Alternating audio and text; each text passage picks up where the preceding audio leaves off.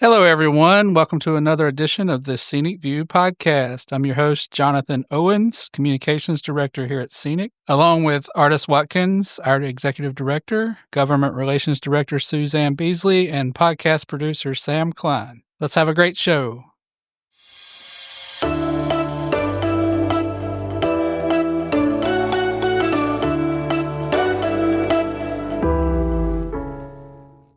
Today is Wednesday, June 18th. I'm not very good with dates. I usually get them all mixed up. It's a weird week anyway. The 18th. It's a little nicer today than it was yesterday. It seems like a little. Maybe. No, it is. Well, at least the sun is shining. Yesterday it was kind of overcast. If you're listening to this from another place, North Carolina, pray for us right now. It's 197 degrees. It really is. It feels very much like New Orleans, Houston, like the Gulf Coast. This is like the rough. time of the year where everybody's like, why do we live here? Right. And then the other 9 months of the year, we're like, oh, this is why we live That's here. why. Yep. Yeah. We just hide for 3 months. Yep. Mow our yard when we can. I actually saw something on the news that said in the next few weeks, the heat index and the way it'll feel will be in the 100s. And at least in Wake County, they have set up some cool-off stations throughout Wake County with like water kind of spritzing areas to just keep you cool. I remember the first time I saw one of those things at the, I think it was at Carowinds, and we just went nuts in it. Yeah. Well, I worry about homeless people because I don't know how you hydrate enough Yeah. when it's like this. So Yeah. We won't go on weather talk. We digress already. We can talk about weather forever. Weather and food, I've noticed. We're just old people. Well, and Sammy. And Sam. Sam likes talking about weather. So I do enjoy weather. She's an old soul. So we'll start with what we always start with, the state budget. We had a News Observer article. I think it came out today, when today's issue, or I think because it was Dawn quoting put it online last night. Yeah, that's right. Yeah. It went online last night, but it was quoting things from Tuesday. So I guess I'm still in like a newspaper mindset where the news is always a day late. But so Dawn Bungardner Vaughn, I guess we should call her middle name out because it's We in just her always bylaw. call her Dawn Vaughn, but Yeah. y'all know if you're listening and you follow North Carolina politics, you know Dawn Vaughn. Dawn is like the preeminent reporter down there now, it seems like to me. I mean, there are a lot of great ones down there, but she's stuck it out, I think. She and Colin Campbell write Colin a Campbell. lot in a week. Yeah. Seen a lot of articles with those two names attached to them. Yes. Yeah, the press corps down there has dwindled a lot. So Maybe, but they're still awesome. yeah. Still great. Anyway, so she had a story with House Speaker Destin Hall and Senate Leader Phil Berger pretty much saying that the budget is going to be delayed. Doesn't look like it'll be anytime soon. Berger said that they were both pretty far apart still, and there's no reason to really act like they're close to a compromise. That's what we're hearing. We're not getting a budget by the end of June. Yeah. And the sticking point doesn't even seem to be as much about how to spend it as how you can agree what the revenue coming in should be. And that's all around tax cuts. Yeah. And I guess they have to start there To before know they what move they- anything else. So But I think the best thing that we saw in that article by Dawn Vaughn is that Speaker Hall said, look, we know we need to get the raise in the hands of state employees. yeah. And I'm hoping he means retirees too, if you're listening, Mr. Speaker, as soon as possible, because they're going without a raise. The new fiscal year will start July 1, but nothing changes for these state employees. So we're hopeful because he told her he would want it to be retroactive. There's no guarantee that it's retroactive, though. That's Right. That's what we were just discussing, Correct. that, it's at their discretion whether to do that. Totally. They would have to agree on that as well. Every detail of it would have to be Yeah. agreed on. But I think it's a really good sign when you have one of the two corner offices saying, Yeah. these people deserve Gotta their pay money. 'em. And if we're a little slower in getting this thing out, we just need to make sure we do it retroactive. And Speaker Hall said folks continue to get paid. Obviously, I think our position on the budget is much better. And I think we need to try to get these raises to folks as quickly as possible. So does that suggest that maybe there'll be a mini budget in the works? So we've heard chatter, mini budgets always come up in conversation in every session since the discovery of mini budgets. Maybe people listening don't know what a mini budget is, though. So it's when they break out pieces. You don't know? I don't really know, no. Instead of passing a whole state budget, they break out pieces of it that need to be addressed. So you'd have a mini budget, a little budget. Yeah, like that would instead of the just big address budget bill, specific. Just be the segment dealing with specific issues. So Yeah. the budget is essentially like just a huge change in legislation, like actual statutes, Right. right? So this would be the Well, part this- that deals with state Yeah, employees. maybe. Or, well, this would also be a change in the statute, but it would be limited in what it addresses. Mhm. I've always thought, though, those have to be difficult to do because, yeah, because they affect other parts. Yeah, it would be. But in the past, state employees have done well in mini budgets. Mhm. Okay. Yeah. There were times in recent memory where they literally, the legislative leaders, approached us and said, we want to make sure y'all get your money for your people, so we're putting it in a mini budget. I mean, that's what we would love to see, something like that, because that's prioritizing the public workforce and those who did spend their whole career But in that workforce. I guess I would caveat that I would say that like spending on raises and salaries is such a big budget issue that you would probably need to have the tax plan finalized before you Yeah, enact I something mean- like that. So maybe it's not as possible or Well, yes and no, because people do think the spending for raises is much more enormous than it is. yeah. So, for instance, the opportunity scholarships, those are $600-700 million. A couple percentage point raise for state employees doesn't come anywhere near that. Yeah. What's 1% for state employees these days? 130 million maybe, I think. Right. That's just, It's it's not Roughly. not teachers. Yeah. Oh, they've yeah, been just- just agencies and So it'd be, if you did 2.5, you're still not busting 350, Yeah. right? Yeah. I know it sounds bigger than it actually is. in Well, the people whole assume, spending. oh yeah, the they state do. employee raises are going to chomp up the whole budget, and they're not. Yeah. I mean, this is literally, it's the most important money you can spend because you keep people. Training and refilling positions costs you, according to the most recent OSHR numbers, it was well over $500 million a year that turnover costs the state and the taxpayers. So really, you're going to In the spend big it picture. either way. If you don't give raise and keep people, you're going to spend it in turnover costs, Yep.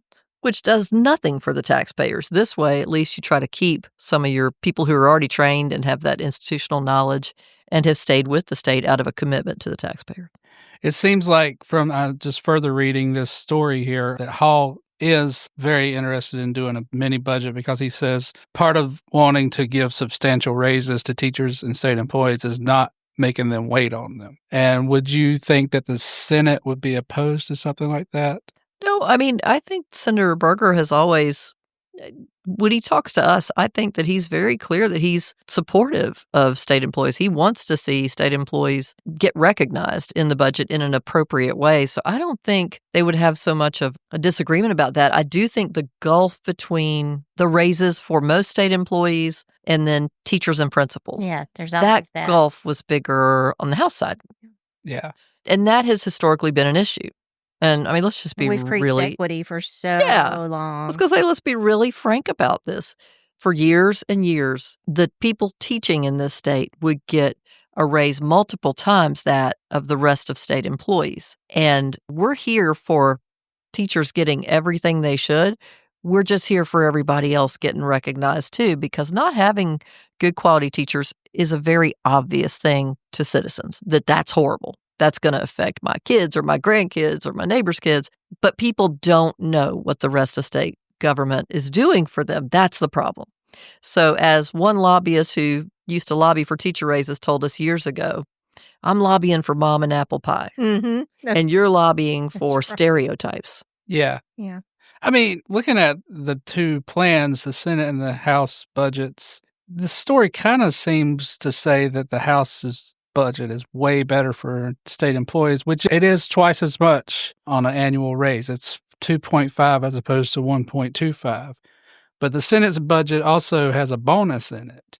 Mm-hmm. So they can't be too far apart on those two things. And Well, theirs was for the 2 years. yeah. too. Yeah, it would be House budget was just 3,000 for the over 1 2 year. years. So And again, I think one of the issues you have there, because as Suzanne said, we've been preaching equity now mhm. for years. Treat everybody decently. Because even with the teacher principal raises, that's awesome.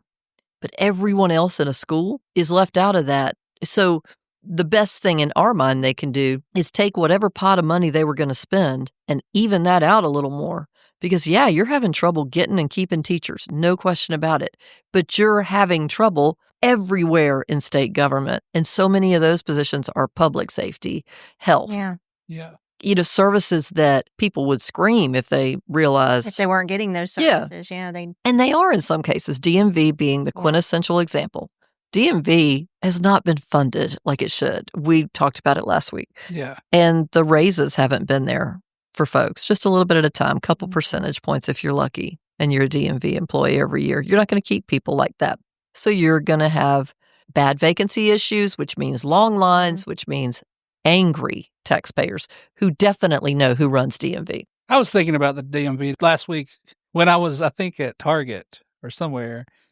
Now, stay with me here. Okay. So, like, when you're at, like, Target, and there was one register open, right? Mm-hmm. And that line was, like, huge. That's why there's only one register open. This is exactly what's happening at DMV. Yeah. It's not the person running the register's fault. He's doing all he can. Yep. Right? Right.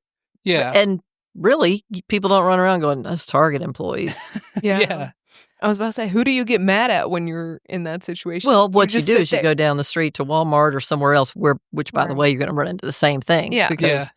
And that's something Senator Berger and some others have pointed out as well. Look, we're not alone in vacancy crisis. Private sector has this too. The difference is I can choose not to go somewhere in the private sector. You have to go to the DMV. But I need my government. I have to have them. Yeah. But the difference just in this comparison, you're not getting mad at the cashier the way that some people get mad at state employees for things moving slow. You're like, they should have given you more people to work with. Your manager messed up. It's the higher up. You give a little more grace. Yeah. If anything, you're like, you feel bad for that person, having to do all these things. So, yeah. But instead, in DMV, people are going in and unloading on these people working in DMV. It isn't their problem. It's not their fault. Yeah. Yeah. And they're only human too, so they're stressed beyond perception measure. is everything and nothing at the same time. So Is that a Prince lyric? I don't know. It is not a Prince lyric. It's a Suzanne lyric. But you're also going to progressively get what you pay for. Yeah. So you're no question. People who work at DMV have told us, people who've been there a long time, we're starting to get people in here that I don't love being in here. They want people who have the same attitude towards the work that they've always had. Well, you can't get them because in the job pool, they're going to go to where there's more money and more respect and less abuse. So exactly. And to throw another wrench into it, you were mentioning Walmart. The Walmarts now are mostly like self-checkout. I know. Yeah. So, but you can't really do that at DMV, right? I mean, I guess they could have some I think they've got some kiosks that Yeah. they've established in a couple of places. Maybe that's part of a pilot. right, there are some kiosks. But you where- wouldn't be able to do everything at this No. kiosk. You could, renew your license, for example. But it's not like you can do a driving test at That's a right. kiosk. Yeah. Right, exactly. So there's still things you're going to have to go face-to-face to DMV. Maybe they could do like a racing simulator in there. And you could like go in there and drive. Like the and, one at rush hour. Yeah. Check Exactly. it off. Yeah. That's the future. We should invest in that right now. All right. Well, looks like we're going to be talking about the budget for another 2 or 3 months at least, right? Yeah, well, So- from what I was told by 2 legislators yesterday, they've been told to keep their calendar clear all the way through November. Wow. That's So, a long. and, they're giving themselves plenty of time. That's not even fair. They don't make, but like they make pennies. About Wow. $14,000 a year. So there's another thing. Yeah. Lawmakers are not making a ton of money, not your rank and file lawmakers. So, Yeah, when we get comments on scenic social media that yeah. what they need to do is not give themselves a raise, they never do. And as we've said on this podcast, that's actually part of the problem It is. It is. because you can't get working people who know working people struggles to run for office. They cannot 'Cause they've afford gotta to. work. Right. They can't take care of their family, work a job that may be hours away from here Yep. Yeah. and get $14,000 for it. For basically a full-time. Mm-hmm. Had that same exact fight in Lee County where I live last week. There was a Board of Education member who suggested that they give raises to board members because they're making very little, and it was just a huge hornet's nest, a huge controversy amongst the social media in San. I imagine. Yeah, and you can it's like the same argument, but I digress. So Also this week, I guess we had a little movement with the SHRA bill for state auditor's office. Yeah, so House Bill 549, that's the bill we've told you guys about that would remove the State Human Resources Act protections from all of the employees with the state auditor's office. So it's been through some changes, but yesterday it was heard in Senate Judiciary. The entire provision that would affect State Human Resources Act protections was amended out of the bill. So that's done. The bill passed committee yesterday. It was sent to rules, and there was still one little piece that needed to be fixed in another section of the bill. So it had to go back to Senate Judiciary this morning. They made the correction. It's going back to rules, and it'll go to the floor. So that was a great win. That would have affected a lot of people in a negative way. So we had members go down and discuss this with legislators a few weeks ago. Yeah. There were some vigorous conversations that day. Sam, you were talking about your experience watching what was happening on the floor of the House right before it passed. Yes. And went to the Senate. Yes. And you were surprised by the comment that we kept hearing. Yeah, the comment of, we will fix this once it gets into the Senate. And Artis was sitting right next to me. Every time I was squinting, just like, huh? Yeah. What? It's like submitting an assignment and saying, nope, it's not done yet, but I'll get it done later. Yeah, this is not good work I'm submitting. But hey, let's fix it later. Oh, well. We're just going to send it through anyway. It's like, you can give me a B or a C right now. I'll find a way to get the A later. Most of the time, you kind of take that with a grain of salt because chances of it happening are, usually pretty slim. So, it was nice to be able to work that out, and take care of some people in the state. And not open that barn door to every other agency saying, hey, you know what? I want all my people to be political appointees too. So were they able to just increase the amount of people exempted, or is none of that? So the agency is getting some more exempted positions. So yesterday I talked to the auditor staff, the folks that we've been working with, and they're getting some more positions. So right now they're okay. Not such a broad sweep. Yeah. Was our issue with that, making your whole agency exempt. That's huge. And we've worked with other agencies in UNC system before when there are specific positions where they may need some flexibility to address pay, classification, and, we're happy to work anybody. Those situations exist. So we're always open to having those conversations when there are particular places where we need exempted employees. But just wholesale across a whole agency? I don't think you're going to find a taxpayer that would say, yeah, I think that's good. Let's have one person determine who can be there and who needs to leave there. Yeah. As an employee, maybe lose all your experience. And yeah, I just want to leave that to one individual. I think more and more you're seeing citizens saying, we don't want one politician deciding any of these things. We want checks and balances on everything. And that's why you're seeing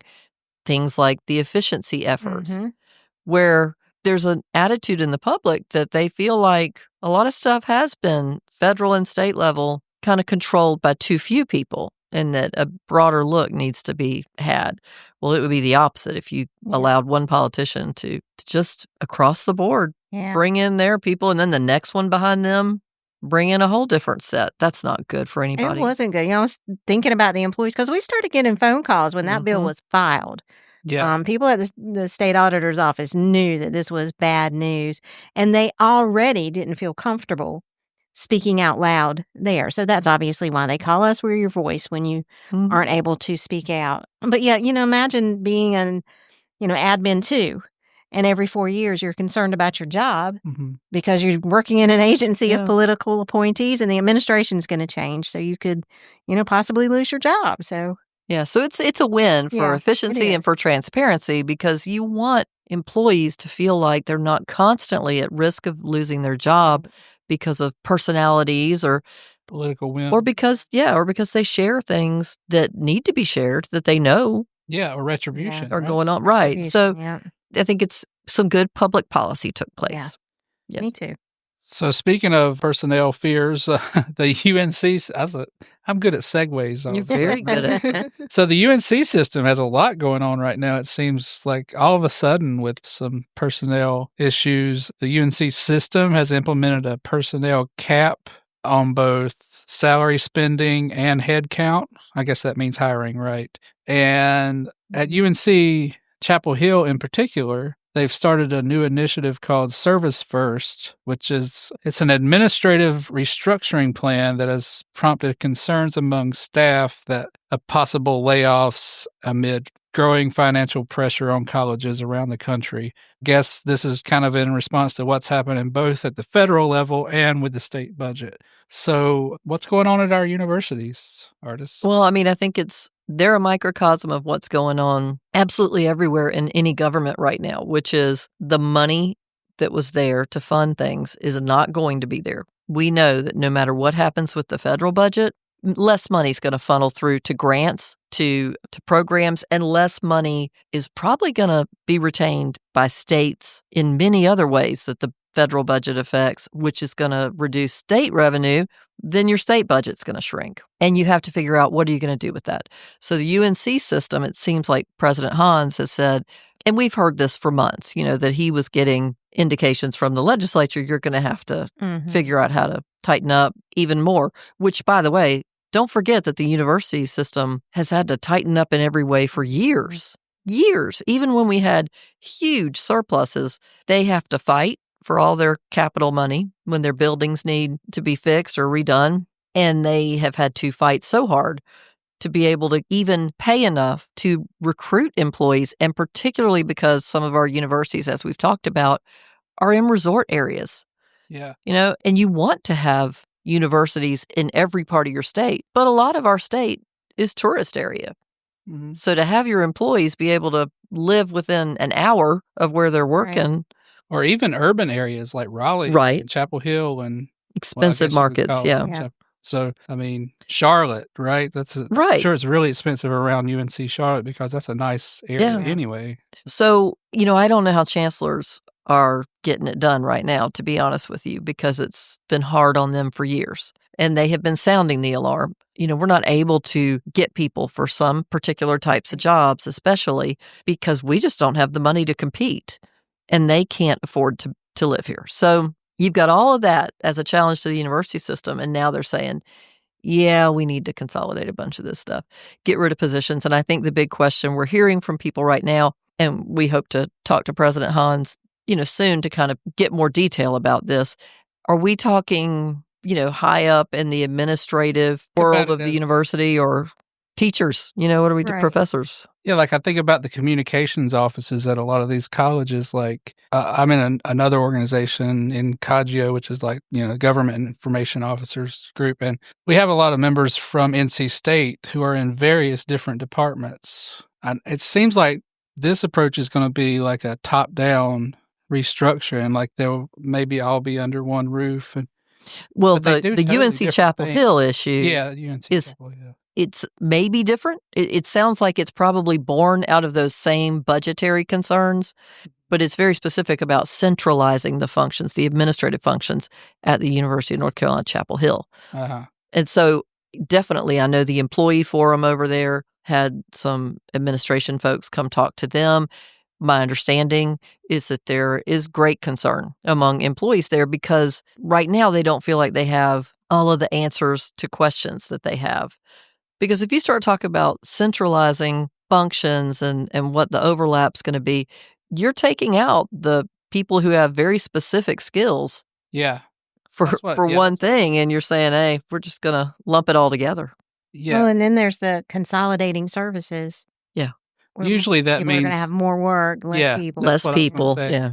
Usually that means the person is doing more. Yeah. Yeah. Which they're already doing more with less. Yeah. And I feel for them. Again, I don't know how any of these chancellors are making any of this work, but I think, they're going to need to tread carefully over there at UNC-Chapel Hill so that people don't feel like they weren't kind of engaged and informed in the process. And I'm not saying they're not informing people. I'm saying it's very clear there's still a lot of questions out there, and that would be the case anytime you make a programmatic change. So, and just one more note on that. And people who work in Chapel Hill or Raleigh or Durham have a lot of options. They have other employers here that probably pay more and probably, so they have to remember that they are in competition with a lot of different employers. Yeah. And I mean, we hope that Chancellor Roberts can get everything perfect over there. We especially think Yeah, you and I, John and I, we're rooting for you, Chapel Hill. it's always perfect in Chapel Hill. It's always. But I do think these are going to be very, very bumpy times. Mm. And I hate for when you start seeing the UNC system employees expressing some of the similar things to what we heard from DMV folks. We're worried. They're wanting to just kind of shrink us, have people do more, maybe without the skill set they need for some of those jobs. Mhm. Yeah. Hopefully that will not be the case, but we're just going to try to make sure we look out for folks that are members who work over there, but also we would love to, hey, Chancellor Roberts, you get the invitation this week. We're always inviting people. We would love to have him come on and Or we talk could go about over that. there. I mean, it's We would go to it's him just for a sure. short drive. We would be happy to go to Chapel Hill. I've never been to their campus. So Oh, we got to take her. Sam. Field trip. You did go to Spring Fling over there, didn't you? Spring Fling. Okay, maybe not. Never. No. I thought we had an event over there and you went. But yeah, we can take you over there. It's a very, very awesome place. I've been to near Duke's campus. But Dude, Whoa. it was there. okay. It was the most inconvenient time too because it was a Duke versus UNC football game. Oh gosh. Nothing And I against was- the football. I wasn't there for the football game. I was there. I had a tattoo appointment, Oh, and Oh. I had to drive. It was right next to Duke campus, and I was like, oh, so speaking of bad move. Sam, it's time for the Gen Z moment. What's going on in Gen Z world? Well, a big thing that happened over the weekend was the No Kings protest. Do you think that was, and just for everyone, do you think that was like Gen Z driven, like younger folks driven, or I guess it just seemed like there was a lot of people, like of all walks. I of think life it came to was that. from I don't think it was necessarily Gen Z driven or motivated, but there were a lot of Gen Yeah. Zs and younger millennials who did show out for it Mhm. because there are a lot of Gen Zs who want to get involved in politics and are very passionate and outspoken about politics. Yeah, So, it well, and a lot of definitely people is a big just thing. concerned. It doesn't matter Yeah. what your age is. They were, lots of people are But concerned. Yes. We talk about this a lot, but going back to such a fractured country politically. Mhm. And in fact, to the point where we had several state legislators in Minnesota they and their spouses were shot and two of them died. Mhm. Again, I can't imagine being a very young person and seeing all this. You just didn't see that kind of thing back in the day. So I wonder what lawmakers think of it. I wonder what young people think of it who might have ever considered going into public service because it's looking more and more dangerous. Yeah. Yeah. I personally did not attend, but I did have friends who attended because they're very passionate, outspoken. And I feel like the more that people do continue speaking out about things that are upsetting them in this area, some things might get better.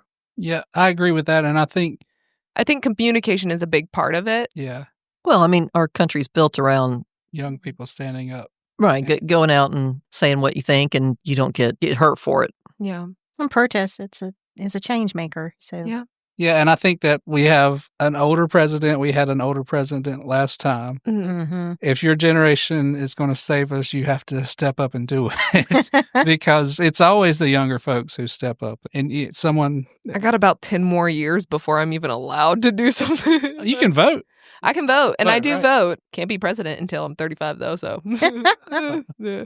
So what else is going on in Gen Z world? I saw something really cute at the North Carolina Zoo. Tell us. There is a bison named Annie Oh, who has to wear a face mask because she is allergic to a lot of things. oh, She has, I didn't know they could be allergic to things, which I thought this was I was going to say, how do you even determine that she's allergic? I guess maybe vets it's like are just- watery eyes and like runny Yeah. nose kind of thing. But she has to wear a face mask because she's allergic to hay and my a lot of grass and also a lot of animals, a lot of Aw. other animals. And she's just the cutest little bison. She looks so happy. She has her little face fly mask on and it's just Aw. adorable. And that is at the North Carolina Zoo. So if Okay, you guys so- want to see Annie the bison, So she's that's a Scenic another was, zoo Scenic plug. was at the zoo recently. Yeah, we were. Yeah. A week before last. Yeah, so Yeah, shout big out event at to the the zoo. people Yeah. working at the zoo. Yeah. The Yeah. zoo always has an amazing turnout whenever we go Yeah. out there for an event. Yeah. Yeah. And I did go down a TikTok rabbit hole a few nights ago on the difference between bison and buffalo. Mhm. So if you have any questions, your man. Well, what is Apparently, bison are here in America, right? And they have that big hump on their back, Yeah. and their horns are little. whereas buffalo are in Africa and Asia, and they have long flowing horns, and they don't have a bump on their neck. Oh, I guess I think of buffalo as water, but wait a minute. That's a water buffalo. But buffalo, That's not in America. we had to have had buffalo because No, we didn't didn't. We had bison. I've always Really? said bison. They're just so similar, and Oh, they're my kind of from goodness. the same family that people get confused. Interesting. So like the Buffalo Bills, that's a bison. Mm-hmm.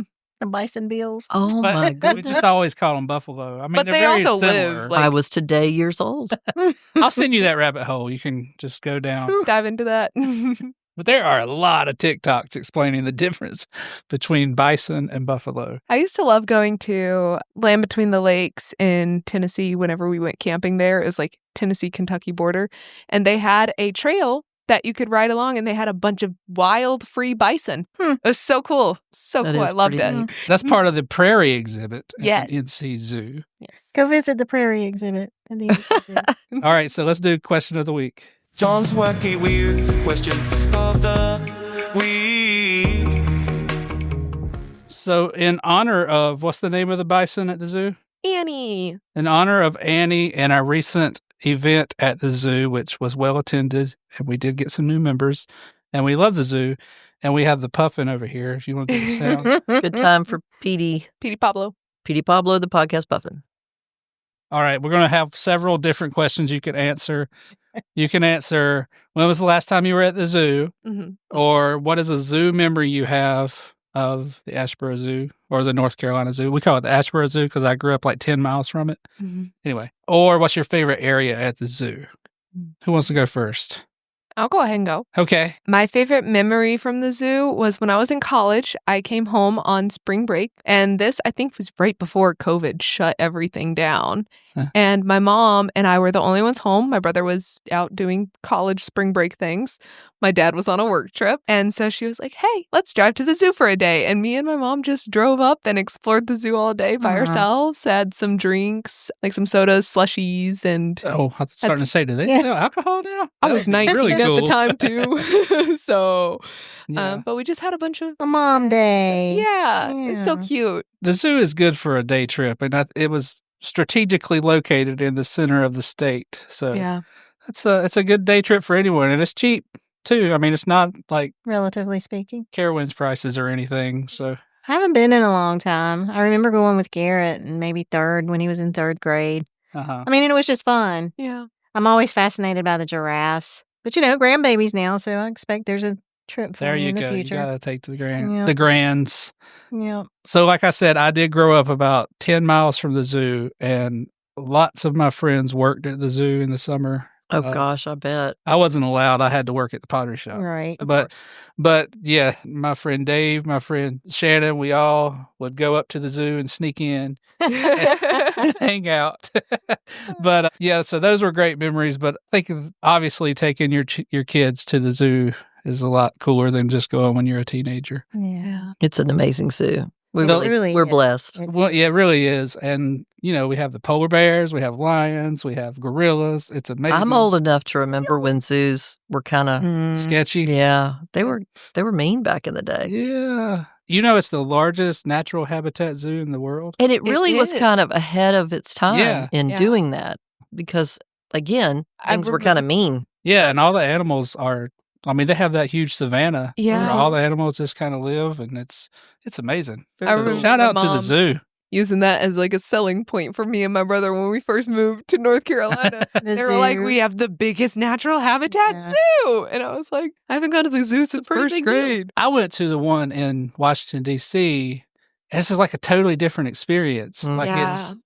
it's still nice. Yeah. It's still like Yeah. nice little habitats and stuff, but that's not what I think of as a zoo Yeah, because you I have to- grew up here. You know? have to walk if you're Yeah. going to our zoo. This is true. yeah. You have We to be went- ready. We went to the, Do the Denver Stairmaster Zoo bit. in Colorado when I went snowboarding a couple years ago. And a lot of the animals were in their like enclosures because it was snowing at the time. Mm. Yeah. But the animals that were outside, they were having so much fun. The sea lions were out playing. Nice. But they did have much smaller habitats. And I was looking and I was like, well, I love a zoo, and I love an aquarium, and we've got yeah. awesome aquariums. I got to Yeah. go back to the Fort Fisher Aquarium. Yeah. It's been so such cool. a long Yeah. time for me. It's awesome. Yeah. So shout out to is the zoo part of the natural and cultural resources, or is it? Yeah. It is. Shout out to that department and everyone who works at the zoo and our aquariums. And we had a great episode this week. Thanks for tuning in.